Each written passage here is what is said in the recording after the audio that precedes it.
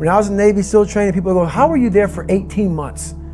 The program was only 6 months long. You were in 3 hell weeks in 1 year. No one's ever done that. How did you do that? I talk about the new norm. When I lived in a $7 a month place when I was growing up for a short period of time, I loved it. I didn't know any different. That was my norm. Once we moved out of that place, we moved to a $236 a month place. I was like, I never want to go back to that little piece of shit.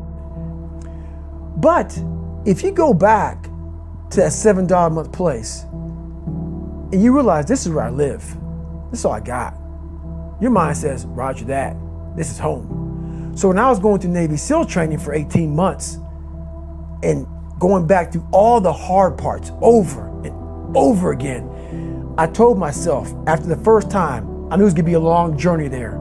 My body was breaking down. It was just how it was going on. I said, you know what, this is my new norm. So my mind said, it's like going to work. Like you go to work, you put your suit and tie on, I go into suffering every day.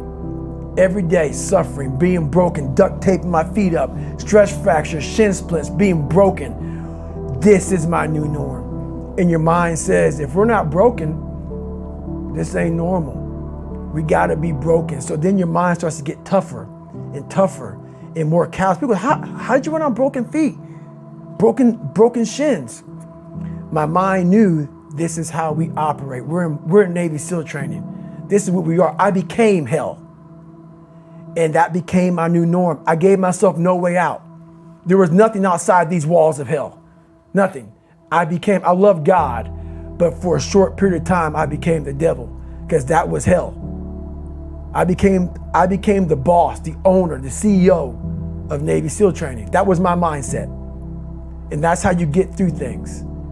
You immerse yourself in wherever it is, and you become that. You become that and give yourself no way out.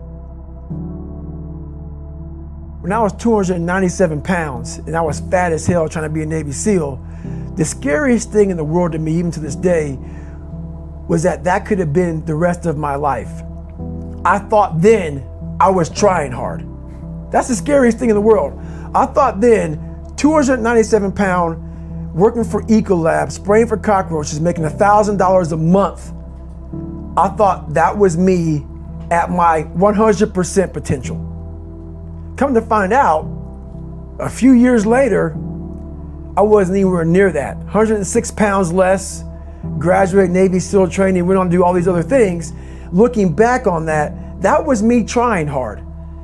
That's why people gotta understand, what is in us, we have no idea until we start trying hard. And I mean really trying hard, where you're obsessed with, hey, this is my new norm. My new norm is that, wow, this isn't always fun. It's not always meant to be fun. And that's when you know you're trying hard. People hear my story and think this guy is sadistic. I realized how the brain works. I figured out how the brain works. I'm a scared kid, and that's what gives me so much power. I had no foundation, and I built this off of just researching the mind. The feeling you get is basically invincibility. You realize that you can't do it all the time. When you need to do it, I know I can go to a place that I can live in. And when you know that you can run on broken legs and you can do certain things that a lot of people can do, but they're not willing to do, this power, this sympathetic nervous system of fight or flight, and you're fighting, it gives you this charge of energy of when you're sitting there at 3:30, 4 o'clock in the morning and you're duct taping your feet up because they're broken, and you're doing it by yourself, and you're going through arguably one of the hardest training in the world.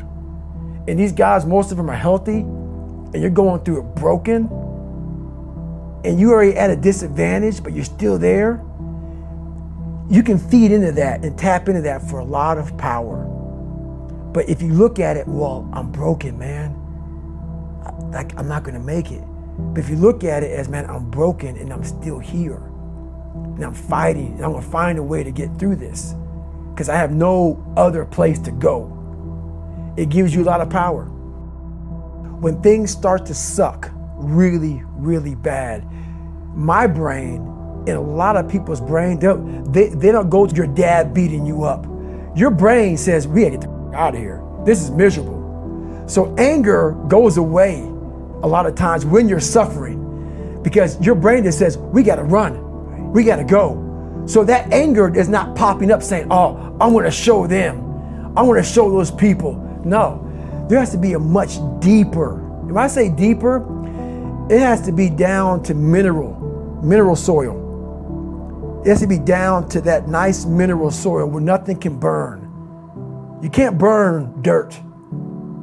So it has to be down that low, that literally is something in you that's at the core of your soul. But you don't find it unless you spend a lot of time with what you want to be in life.